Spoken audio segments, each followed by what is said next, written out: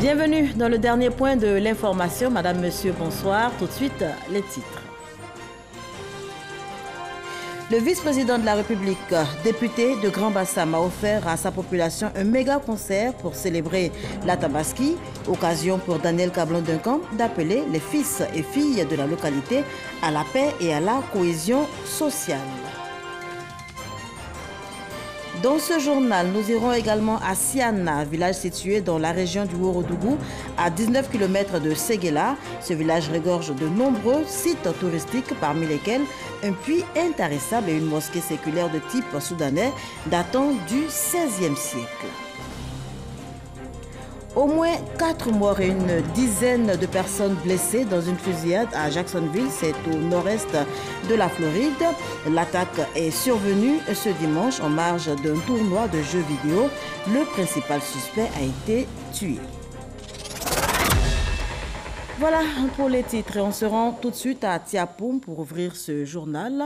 Le vice-président de la République y était ce samedi pour apporter la compassion du chef de l'État, Alassane Ouattara, à la famille et aux populations. Suite au décès de Sa Majesté Krouchi III, roi de Tiapoum, Daniel Kablan-Duncan a fait plusieurs dons à la famille et aux populations endeuillées. Le vice-président de la République, député de Grand Bassam, a offert par ailleurs à sa population un méga concert pour donc célébrer la Tabaski. Occasion pour Daniel Kablan-Duncan d'appeler les fils et filles de la localité à la paix et à la cohésion sociale. Issa Yeo. Pari de mobilisation réussi pour le député et vice-président Daniel Kablan-Duncan à Grand Bassam. Il a offert gracieusement à la population de la ville historique un concert pour célébrer la Tabaski. Une dizaine d'artistes à l'affiche, dont le chanteur malien Sidiki Diabaté.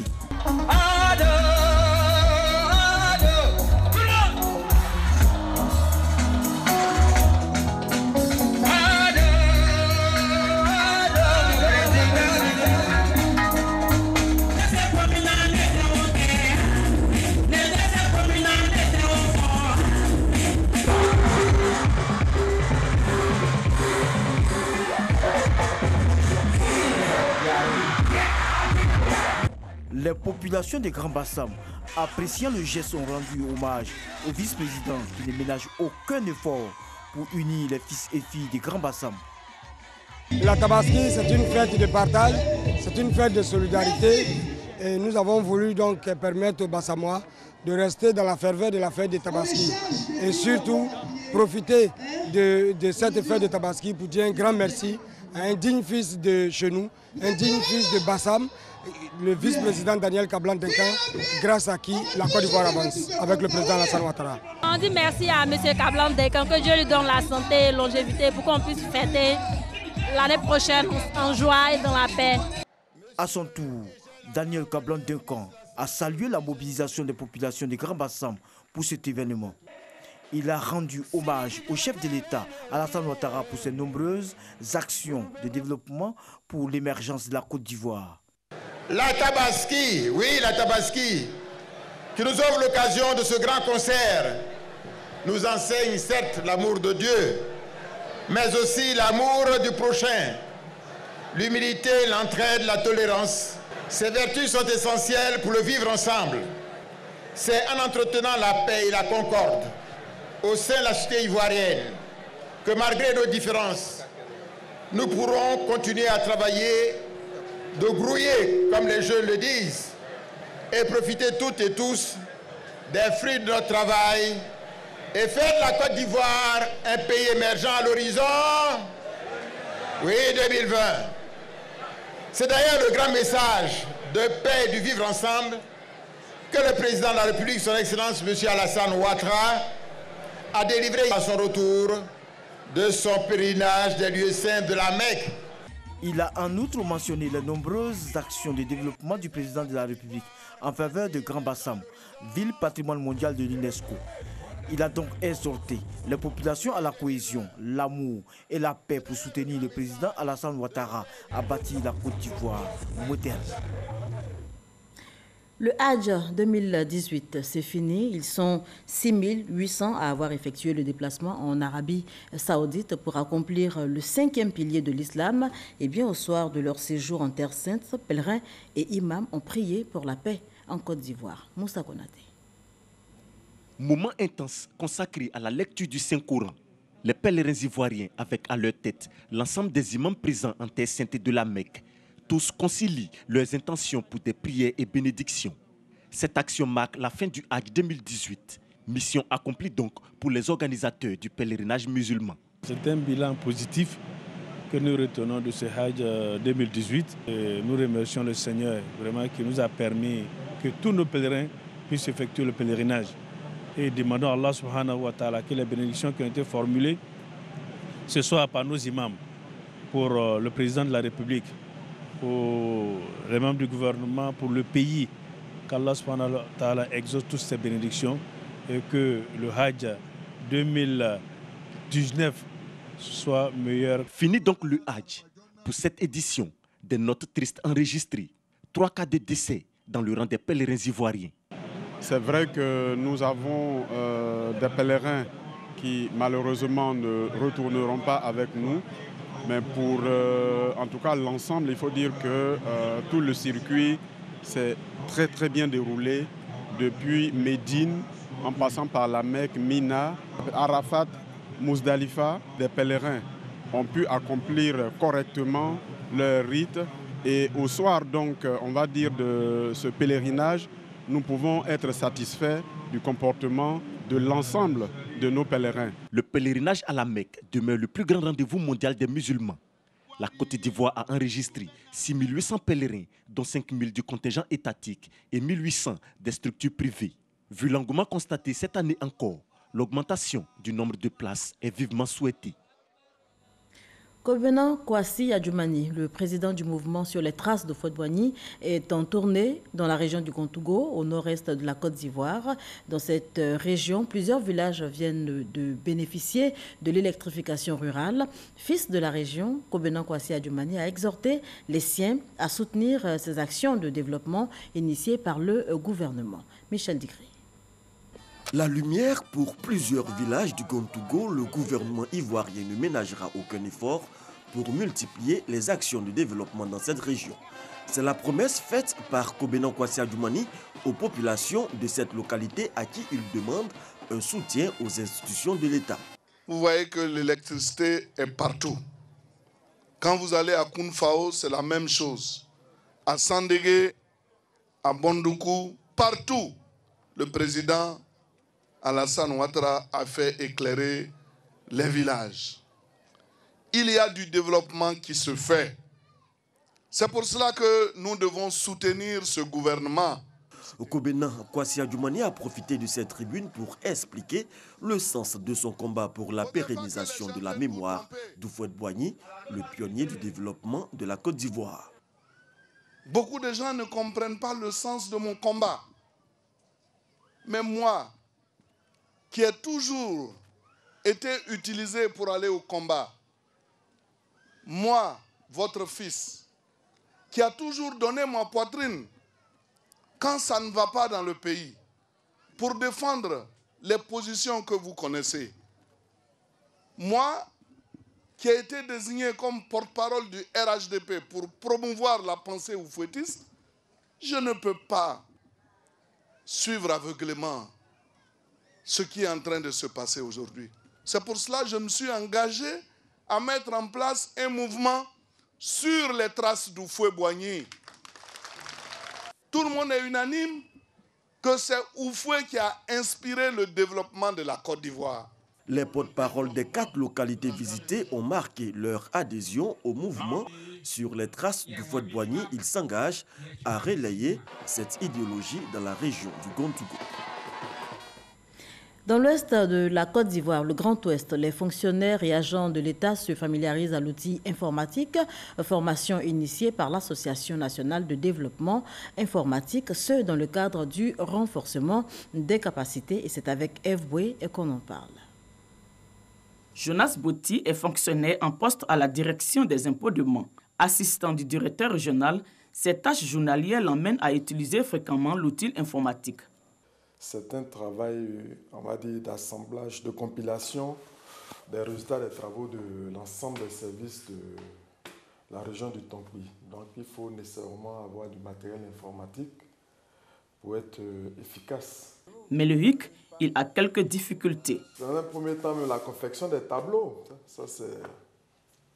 Puisque tous les résultats sont, en général, nous parviennent sous la forme de tableaux. Après, il faut renseigner les tableaux. Et puis, il y a également la mise en forme des textes au niveau de Word. Comme Jonas Boti, Toussaint Zaïbo, directeur régional des sports de Mans, a aussi des soucis en informatique. Il y a certaines fonctions que je ne maîtrisais pas, telles que par exemple faire un public postage, et quelquefois même télécharger un message Internet. En tant que responsable, c'est gênant. Et quelquefois, ça bloque un peu le service. On oublie d'attendre ceux qui maîtrisent un peu, parce qu'il y a certains collaborateurs qui maîtrisent quand même. Avec Badou Oybadou, directeur régional de la promotion de la jeunesse et de l'emploi des jeunes, la non-maîtrise du logiciel Excel agit négativement sur son rendement. Quand je saisis, je ne sais même pas si je suis sur la bonne voie. J'ai saisi deux fois dans une case, dans une cellule. Arrivé au moment, le mot, la phrase est longue, une partie disparaît, je ne sais pas comment rétablir. Et puis, je ne savais pas faire les calculs. Les opérations, les fonctions, je ne savais pas comment les appliquer. À l'image de Jonas, Toussaint ou Badou, ils sont nombreux ces fonctionnaires et agents de l'État à avoir des insuffisances en informatique. Pour y remédier, la SNDI, Société nationale de développement informatique, organise un séminaire à leur endroit.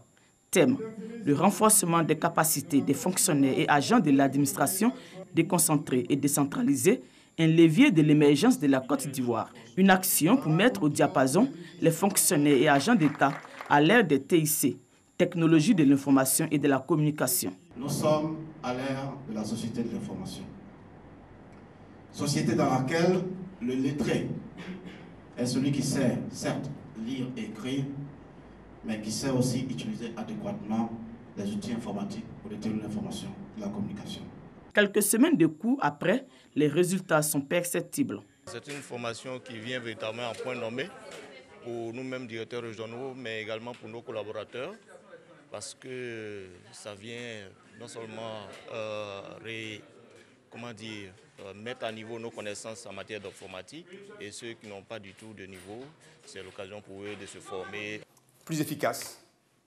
Donc vraiment, c'est un sentiment de joie qui m'anime et de reconnaissance même, parce que les formateurs avaient la maîtrise.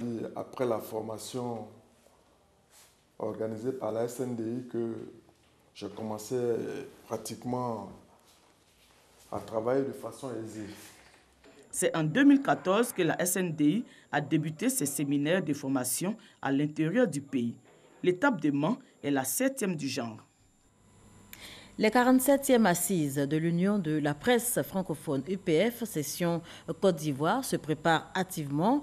Une rencontre qui va se tenir autour du thème médias et migration. Ce sera du 9 au 12 octobre prochain en Arménie, c'est en Asie. Une rencontre a donc été organisée pour préparer le voyage et à l'occasion, le président de l'UPF, session Côte d'Ivoire, Adama Koné, a expliqué l'intérêt d'adhérer à cette organisation internationale. Serge Koléa. L'Union de la presse francophone à la rencontre des journalistes du groupe Olympe. Objectif, expliquer et convaincre ces professionnels de la communication sur l'intérêt d'appartenir à une organisation internationale.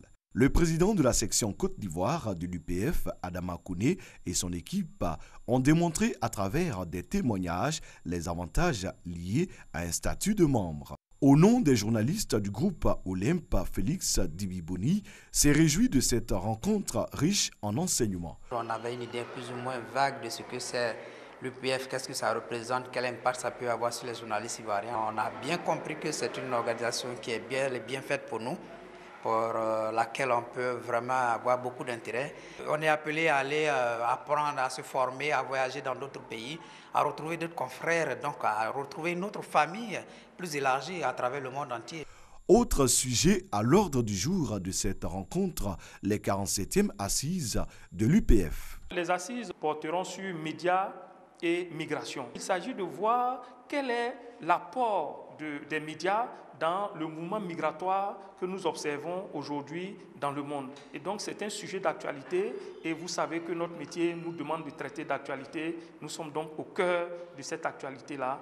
Les 47e assises de l'Union de la presse francophone internationale se tiennent du 9 au 12 octobre prochain en Arménie.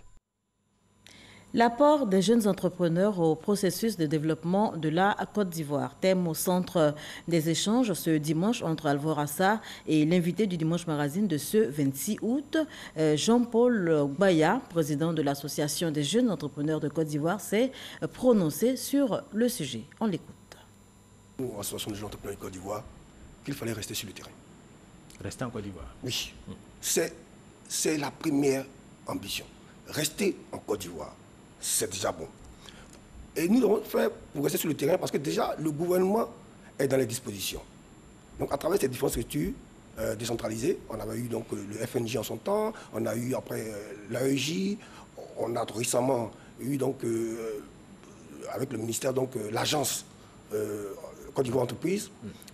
Donc le gouvernement est dans une disposition. Il appartient maintenant à nous les jeunes de continuer à nous organiser. Ce n'est pas facile, je vous le dis. Et ça c'est vrai. On a des jeunes qui sont en difficulté, qui ont décidé d'entreprendre, et puis les difficultés continuent de venir. Mais nous, notre travail a consisté à dire aux gens, restons sur le terrain, continuons à mieux nous organiser, mettons la formation au centre de tous nos intérêts, comme nous serons mieux outillés, et nous allons travailler maintenant sur le financement de nos activités. En 5 ans, c'est autant d'entreprises créées, mais le plus important pour nous aujourd'hui, c'est ce fonds que nous venons de mettre en place. Parce qu'aujourd'hui, il fallait répondre à l'alternative du financement de nos entreprises. Vous comprenez? Donc nous, pour nous, 4 ans, 5 ans après avoir fait la formation, après avoir installé des entrepreneurs dans les régions, il fallait résoudre le problème du financement. Donc nous avons mis en place 2 leviers qui, pour nous, pourraient répondre à cette demande-là, qui est la bourse de sous-traitance, que nous avons mis en place. Nous avons mis en place le fonds de solidarité et les garanties des jeunes entrepreneurs. Donc en adhérant à ce fonds, vous comprenez que vous apportez votre contribution et on lève des fonds pour pouvoir appuyer les entreprises en Côte d'Ivoire. Et on poursuit notre voyage à travers l'actualité. Escale à Assaoufoué, village situé dans la sous-préfecture de Bongouanou, c'est dans le Moronou. Le village a un nouveau chef, il s'agit de Nanan Kabran Kakou. Il est le 9e chef du dit village et il a été installé en présence de l'inspecteur général de l'État, Awa Ndoli Théophile. Un arrêté de nomination remis à Nanan Kabran Kakou par le préfet de Bongouanou. Un acte qui fait de lui le nouveau chef de village d'Assaoufoué et également un auxiliaire de l'administration, car collaborateur direct du sous-préfet de Bongouanou. Cet instituteur à la retraite aura désormais la lourde charge de gérer et d'assurer le développement de ce village de 6000 âmes. Le préfet lui a rappelé certains de ses rôles pour maintenir le climat social apaisé et le développement de ce village. La gestion transparente des biens communautaires du village. Le chef doit d'abord avoir une vision de politique de développement durable de son village et se donner tous les moyens pour y parvenir. Le chef qui apparaît comme le père de tous les enfants du village doit avoir le souci de préserver la paix, l'entente, le développement et le vivre ensemble. Cette installation dans la pure tradition Akan avec les Komiens a mobilisé tous les fils et filles de ce village de la sous-préfecture de Bongouanou. Les chefs traditionnels de la région du Moronou ont tenu également à être des témoins de cette rencontre. Parrain de l'événement, l'inspecteur général d'État, Awa Ndoli Théophile, il a invité les populations au respect du nouveau chef et surtout à l'accompagner dans sa nouvelle mission. Le chef, quel que soit son âge, il est notre père, il est notre supérieur dans le village. Nous devons le respecter au président des mutuelles de nos villages, aux jeunes de nos villages. Vous êtes jeunes, apprenez auprès des anciens. Il faudra que nos chefs soient des références. Parce que c'est vous qui devez tracer la voie. Il faudra que vous soyez l'exemple aussi dans le village. Suicidant à Nanan Kassi Amina, décédé en 2017, Nanan Kabran Kakou devient le 9e chef de ce village fondé en 1878. Et le reportage est signé Kwasi Mamadou. Une partie du grand marché de Bouaké emportée par des flammes. Aucune perte en vie humaine enregistrée dans l'incendie qui s'est déclaré dans la nuit d'hier à aujourd'hui, mais les dégâts sont énormes. C'est ce que nous expliquent Soro Corona et Kwadio Kwame Jean-Daniel de Dieu. Pleurs et tentatives de sauvetage de marchandises au grand marché de Bouaké face à la préfecture de police ce dimanche matin. En effet, vers 6 h du matin, un feu embrase un magasin de produits cosmétiques. Ils ont essayé d'appeler le propriétaire du magasin où se trouvent les produits cosmétiques. C'est là-bas ici venu trouver la fumée qui sortait. Quand le feu a jailli, lui-même là, il n'a rien eu dans ses marchandises. Après avoir fini de brûler ses marchandises, les magasins qui sont suivants, le feu a commencé à prendre là-bas. Mais Dieu merci pour eux, le feu n'a pas totalement pris pour eux. Avertis, les éléments de la 3e compagnie des sapeurs-pompiers arrivent à maîtriser les flammes, sauvant ainsi les magasins voisins. Ce matin, aux environs de 7 h 30, nous avons été alertés pour un feu. On a constaté le feu au premier magasin, un seul magasin. Okay. Donc quand ils sont arrivés, ils ont essayé tout de suite de circonscrire le feu dans son volume initial. Si aucune perte en vie humaine n'est à signaler, le préjudice économique est énorme. Pour le capitaine Kwaku Kofi Herman, commandant de la 3e compagnie des sapeurs-pompiers, les magasins doivent répondre à certains critères de stockage pour éviter de tels drames. À l'avenir, il faut qu'ils évitent de stocker plusieurs produits dans le même magasin. Voilà. Et là, c'est un mélange de produits. Là. On ne sait pas, il y a du savon, il y a plein de produits. Donc il doit y avoir de stockage ailleurs. Rappelons que ce magasin parti en fumée ce matin fait partie du lot de magasins sauvés par les sapeurs-pompiers lors de l'incendie du grand marché de Bouaké il y a de cela 20 ans. Ces commerces sont-ils assurés? Sinon, la reprise des activités sera une autre équation à résoudre. Un sujet plus gai à présent, je vous invite à faire un peu de tourisme. Pour ce faire, direction Siana, un village d'environ 2000 âmes situé dans la région du Ourodougou. C'est à 19 km de Séguéla. Ce village regorge de nombreux sites touristiques, parmi lesquels un puits intarissable et une mosquée séculaire de type soudanais datant du XVIe siècle. Découverte avec Pargasoro Okone. Siana est un village dans la région du Ourodougou, à environ 19 km de Séguéla. Il est constitué de plusieurs sites historiques et touristiques. Tous les jours, le scénario est le même. Les femmes du village partent recueillir de l'eau dans le Maoulena, le grand puits. Sa particularité, il est intarissable et à l'intérieur se trouve un tunnel long de plus de 20 mètres.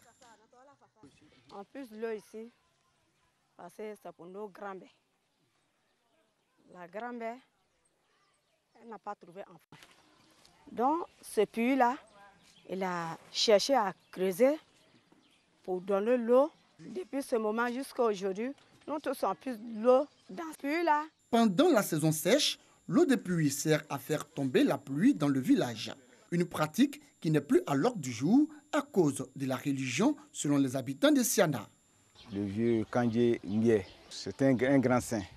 Par le passé, même jusqu'à aujourd'hui, quand le village avait des problèmes d'eau, surtout, les femmes se réunissaient pour venir verser de l'eau sur sa tombe. Et immédiatement, on voyait le ciel noirci et la pluie venait. Vu la grandeur de l'islam, beaucoup de choses ont commencé à diminuer et les choses ne se font plus comme par le passé. Toujours selon les habitants, leurs ancêtres pratiquaient la religion musulmane, ce qui explique la présence de cette mosquée séculaire dans un style soudanais construite au XVIe siècle en terre battue et de bois de chauffe. Elle a été construite par la famille Dosso, aidée de la famille Bakayoko et les Malinké, venus du Soudan, actuel Mali. C'est l'une des plus anciennes mosquées de Côte d'Ivoire. La mosquée de Siana a été construite par nos ancêtres. L'ancêtre qui a créé ce village s'appelle Ibrahima Silla. Des musulmans avaient habité ce site avant la création de Siana. L'histoire racontée par nos parents nous dit qu'ils ont mis du temps pour construire. Vieille de plus de 600 ans, la mosquée historique de Siana a besoin d'une réhabilitation. Si rien n'est fait d'ici un moment, sous le poids de l'âge, ce bâtiment pourrait s'écrouler, ce qui pourrait endeuiller le monde touristique et même les populations. Donc c'est un appel que nous lançons aux autorités compétentes, au cadre du village, tout comme au cadre de la région, pour que nous puissions garder ce bâtiment pour toujours. À quelques pas de la mosquée, une forêt sacrée. Dans cette forêt se trouvent des femmes transformées en pierre pour avoir pratiqué l'excision. Selon les populations, seules les personnes n'ayant jamais entendu parler de cette histoire peuvent les voir. Autrefois, nos parents pratiquaient l'excision. Et à un moment donné, la pratique a pris fin du fait que cette séance dernière, ceux qui ont pratiqué se sont vus transformés en pierre. Que ce soit les tapeurs et les exciseuses, même ceux qui étaient excisés, tout ressortissant de Siana. J'allais dire du côté des femmes qui rentrent dans la pratique de l'excision sera frappé par un sort. L'interdiction de la pratique de l'excision est respectée à Siana. Chez nous ici à Siana même, on n'a pas cette pensée ici. On n'a pas cette idée ici de l'excision. Lorsqu'on voit que les gens font là, on ne doit même pas s'approcher. On dit à nos enfants, les plus petits, ne vous approchez pas. Parce que si la personne s'approche, c'est la mort qui l'attend. Dans ce village de plus de 2000 âmes, on trouve des fileuses de coton.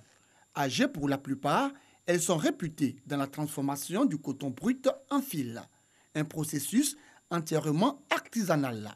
Leur outil de travail, une pierre, des palettes et des quenouilles. Une fois terminés, les fils sont mis à la disposition des tisserands pour usage multiple. Parmi les tisserands du village, Dosso Namori, par ailleurs porte-parole du village. Si à Siana, certains artisans sont âgés, d'autres sont encore très jeunes. Ces enfants dont l'âge varie entre 6 et 12 ans, avec du bambou séché, confectionnent toutes sortes d'objets grande nature en miniature. On cherche bambou au village, on lève la peau, et puis on cherche couteau, et puis lame, on taille les bambous, on fait les voitures, et puis on donne les enfants ils roulent. Pour fabriquer, on prend 40 minutes. 8 grandes familles composent le village. On y trouve une école primaire, un dispensaire doté d'une ambulance et un château d'eau pour alimenter les 4 pompes hydrauliques villageoises. Le rêve des populations de Siana, voir leur gros village être érigé en chef-lieu de sous-préfecture. Hors de chez nous, au moins 4 morts et une dizaine de personnes blessées dans une fusillade à Jacksonville, c'est au nord-est de la Floride. L'attaque est survenue en marge d'un tournoi de jeux vidéo. Le principal suspect a été tué. À présent, le point de l'actualité internationale de la semaine, et c'est avec Soro Wojantele et Herman Guivet.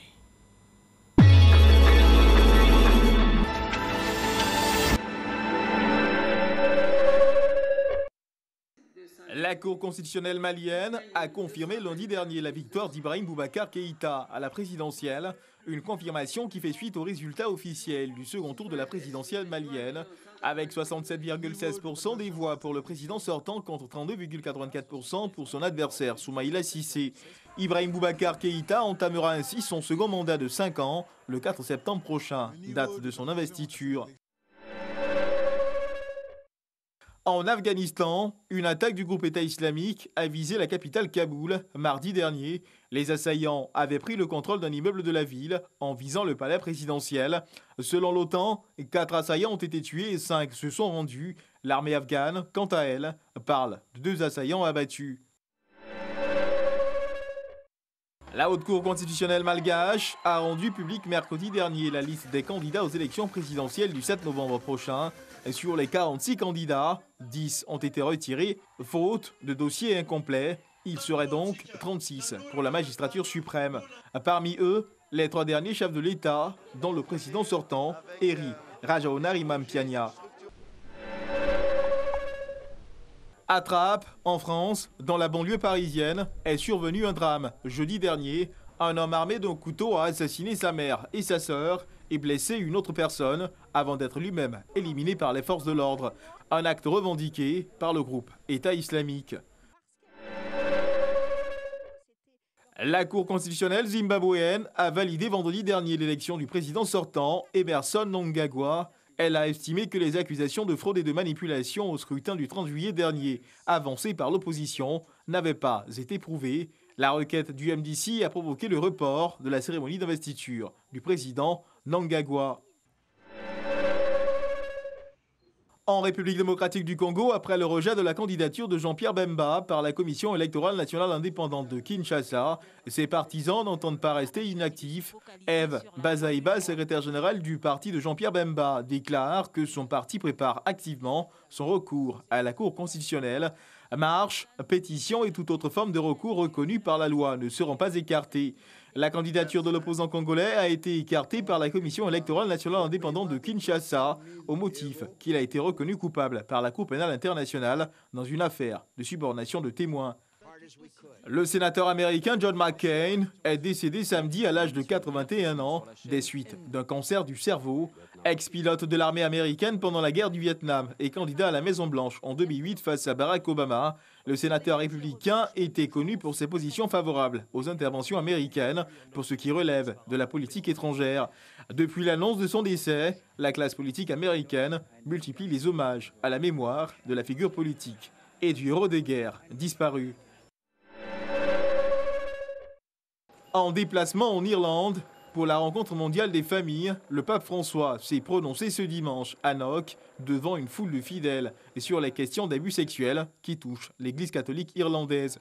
Le pape François a imploré le pardon du Seigneur pour ces abus commis par l'Église en Irlande.